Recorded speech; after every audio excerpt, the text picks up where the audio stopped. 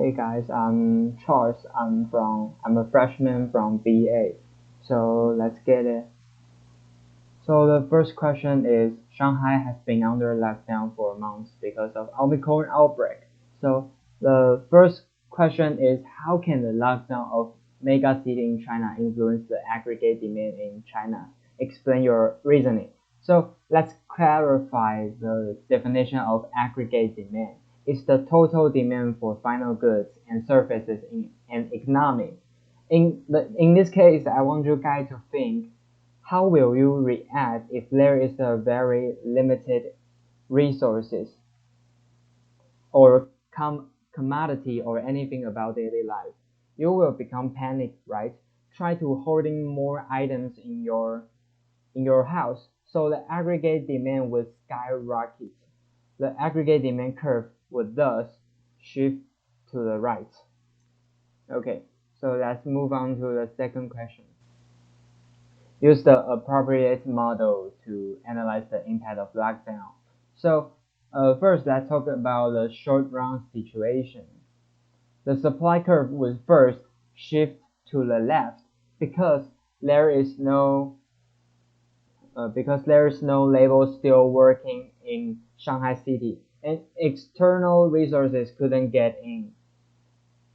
As for the aggregate demand, it will shift to the right, as I mentioned in the first question. So in the end, we could tell the price level would definitely rise, but the real GDP remained ambiguous. Okay, so let's move on to the second long run situation. The aggregate supply curve will be vertical because it's the final format of the constant change. If the lockdown is implemented, the long-run aggregate demand curve will first shift to the right, and the breadth of the change will be less than the short-run one, because in the long run, one main factor has been taken away, which is panic. In the long run, people will get used to their lives, so the occurrence of panic consumption is substantially reduced. So as the diagram provided, we could know the real GDP still remained the same, then, but the price level is slowly going up. So let's move on to the third question. In theory, what policymaker in China to do in the short-run economic fluctuation? So the government could use two methods to control the fluctuation, which is fiscal and monetary policies. Let's first talk about fiscal policy. Because the aggregate demand shift to the right, China government can reduce government spending so as to offset the aggregate demand curve. Second is the monetary policy. The government could raise the interest rates so as to draw the capital into the bank. Therefore, it could also shift the aggregate demand curve to the left. So let's move on to the fourth question. Why the Taiwanese government implemented such policy in response to the macroeconomic impact of COVID-19? The famous one would be the triple stimulus voucher. The government want to use the money multiplier theory to increase the national total consumption. That's how they work. We have the economic simple spending multiplier, which is 1 divided by MPS, which is marginal propensity to save. Let's assume the marginal propensity to consume Taiwanese is 90%, which means MPC is 0.9 and the MPS is thus 0.1. Let's put 0.1 into the simple multiplier. We could know that if the government gives people 1,000, in the end, 1,000 could create 10 times of economic benefits for the folk. Okay, that's the first question. Okay, so this is question 2. Let's move on to the first small question. What are these sanctions? The first is the oil embargo embargo, the EU members will stop buying all Russian crude oil imported from Russia, and then will ban all Russian refined products 2 months later. The second one is payment exclusion. They exclude some Russian banks from the international payment system, which is SWIFT. The third one is boycotting the news and radio from Russia. They stop broadcasting Russia Today, which is RT, and Sputnik News Agency and radio to prevent blocking the false news word from in the Kremlin. So right now let's head on to question 2.2. And let me just rephrase the question again. So the European Union adopt a number of sections to immobilize the war effort, and these sections will have an impact on their own economies. And how would they affect the inflation in the EU and real GDP and unemployment? So I think the inflation will increase, real GDP will increase, and unemployment will decrease. Why? You can look at the graphic below. And this graphic, the number is not important because I just use teachers graphic, and just focus on the line and focus on the increase and decrease part. Okay, so first, when why will inflation increase? Because the demand will increase, because there are sections in EU, right? So when demand increase, when aggregate demand increase, the real GDP will increase. So here you can look at the green arrow that goes up, and let's plus the Phillips curves. So if the inflation rate increase, then the unemployment rate will decrease. So this is why I get the answer. Just look at the green arrow I put on.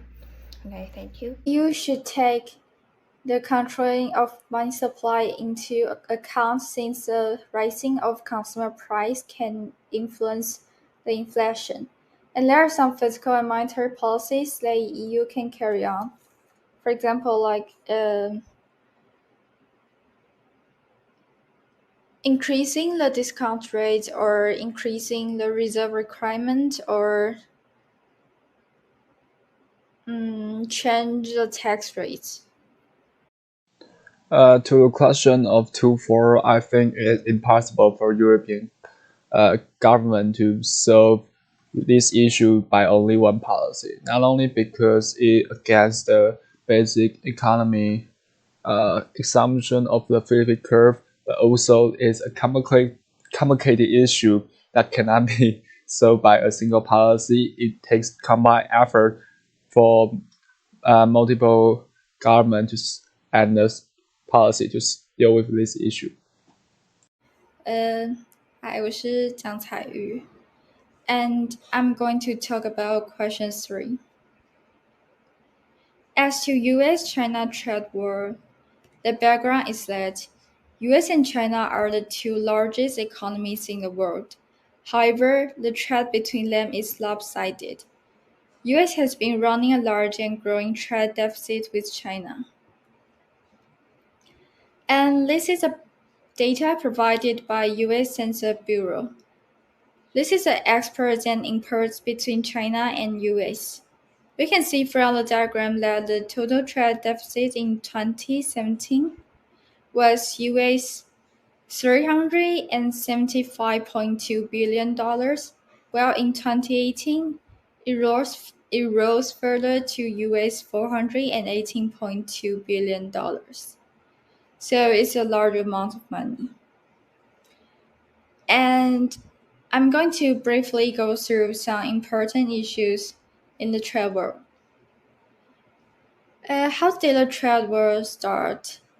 On July 6, 2018, US-China trade war began when the US imposed a 25% tariff on US $34 billion of Chinese imports. China retaliated by doing the same to US imports. And it was the first in a series of tariffs imposed during 2018 and 2019.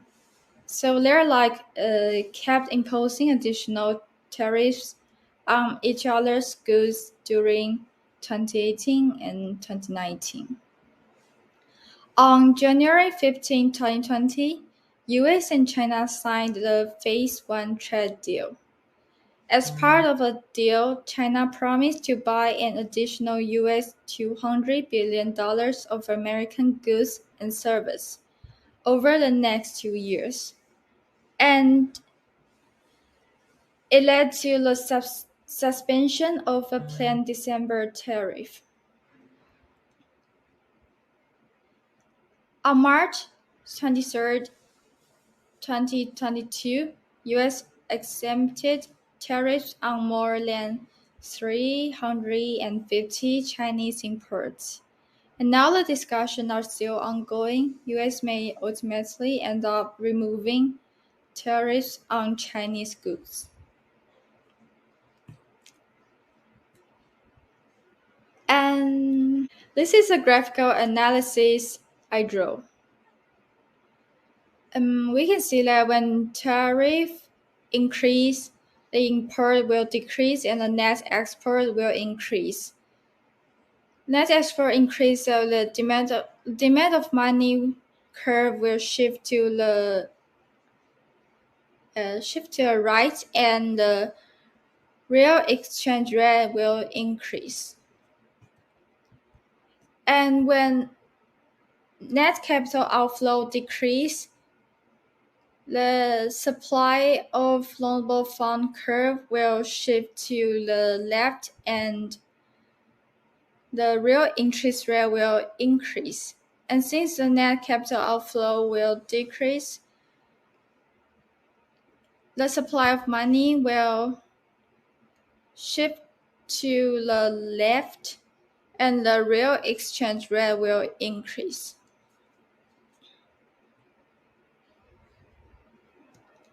And since President Trump believes that it can benefit the US economy because net export of US will increase, it did. Net export did increase, however, real exchange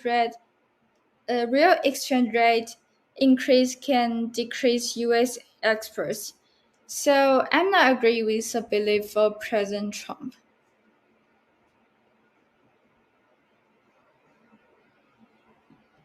Hannah, and let's head on question number 4. So question number 4 is about in past decade, the quantitative easing policy was often used by the Fed and United States, and as a matter of fact, Japan and EU also engaged quantitative easing policy before.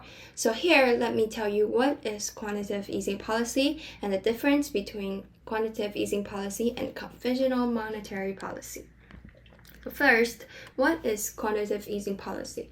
It's a monetary policy strategy used by central bank. Central bank purchases securities and attempt to reduce interest rate. This makes the money supply increase and drive more lending to customer and businesses. The goal is to stimulate economic activities during a financial crisis and keep the credit flowing. So, to sum up, the Fed don't usually use quantitative easing policy unless there are a very serious financial crisis. And the second question is the difference between quantitative easing policy and conventional monetary policy. Yeah, so let me first tell you what is conventional monetary policy. It's a central bank that changing the short-term interest rates to stimulate lending and to let the money go on the market. Yeah, and the difference between quantitative easing policy and conventional monetary policy is that quantitative easing policy involves purchasing the riskier and longer-term assets comparing to the short-term government bonds. And with traditional monetary policy, the idea is that since short-term and long-term interest rates tend to rise and fall together, lowering the short-term rate will ultimately lower the long-term rate and stimulate investment and investment spending. But as for the quantitative easing policy, it attempts to skip the middle step and directly lower the long-term interest rate. So right now is question 4.2. And I'm going to give you an historical example about how Fed used the quantitative easing policy in the United States. So the US have implemented quantitative easing 4 times, but right here I'm going to tell you about the first time. It's the 2008, and it's the global financial crisis. So by the December 2008, was interest rate near to the lower bound and the economy continued to contract, the Fed announced a plan to purchase a large quantities of securities. So questions for point 3. So I have to use a proper model to explain how quantitative easing policy can solve the problem caused by the crisis, and that I mentioned in question 4.2, which means it's the 2008 financial crisis. So here is the answer. The net effect is that QE, which is a short term of quantitative easing policy, has the potential to stimulate aggregate demand. Why do I say this? Because when you apply quantitative easing policy, then the price level, then you will have more money on the market, right? When you have more money in the market, the price level will go up and national income will go there. And this makes the aggregate demand go up because people have more money to spend and they want to spend more. So the demand will rise.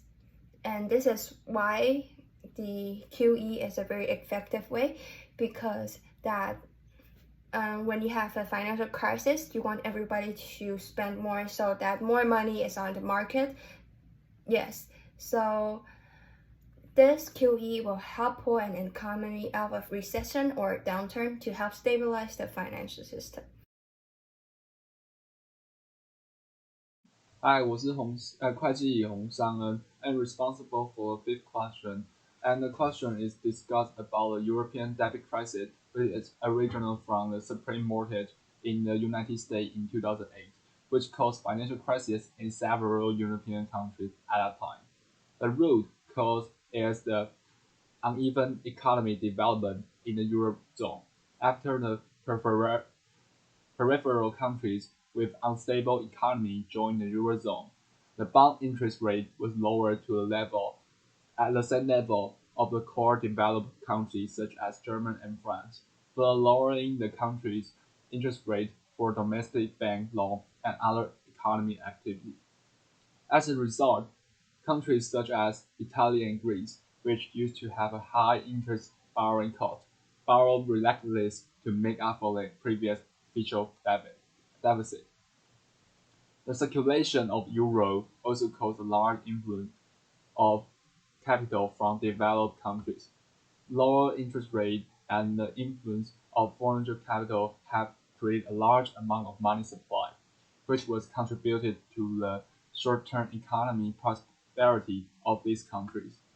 However, a large part of this fund was also flowed into the local real estate and financial market, laying the foundation for future house bubbles in Iran and Spain.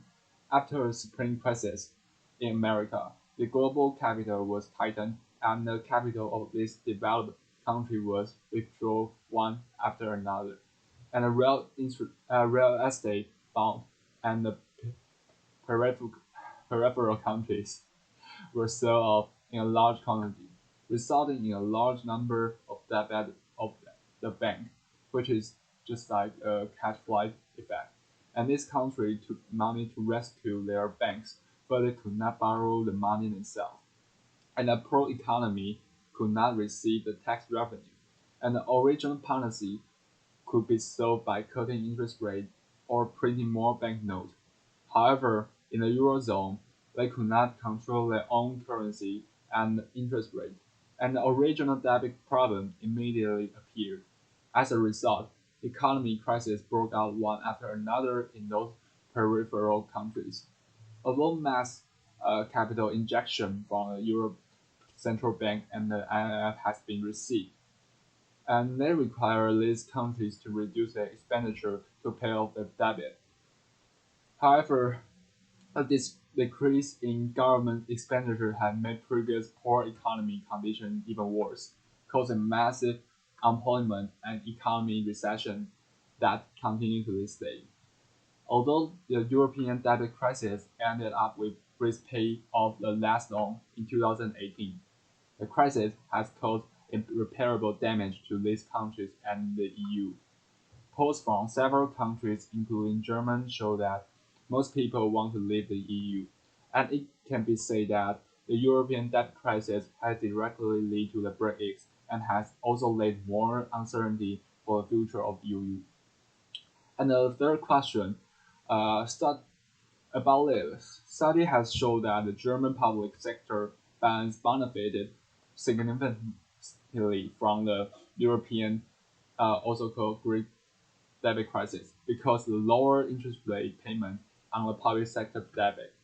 This due to the investor disproportionately seek out for safe investment, fly to safety just like the crowd effect, and beating down the returns on the safe having asset.